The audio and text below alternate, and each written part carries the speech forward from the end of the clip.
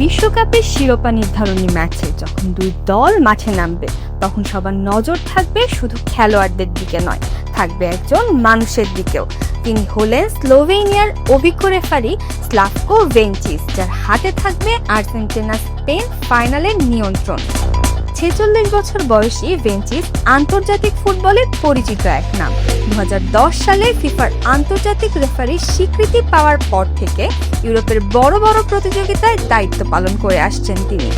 2024 সালের UEFA champions league ফাইনালে Real Madrid ও Borussia ডর্টমুন্ডের ঐতিহাসিক লড়াইও পরিচালনা করেছেন তিনি। বিশ্বকাপে ভিনচিচের অভিষেক হয়েছিল 2022 সালে কাতার আসরে। এবার 2026 বিশ্বকাপে এর মধ্যে 3টি ম্যাচ পরিচালনা করেছেন তিনি। তবে আর্জেন্টিনার সঙ্গে তার রয়েছে এক বিশেষ স্মৃতি। কাতার বিশ্বকাপে সৌদি আরবের বিপক্ষে মেসিদের সেই 2-1 গোলের পরাজয়ের ম্যাচে রেফারি ছিলেন ভেনচিচ। অন্যদিকে স্পেনের সঙ্গেও রয়েছে তার দীর্ঘ অভিজ্ঞতা।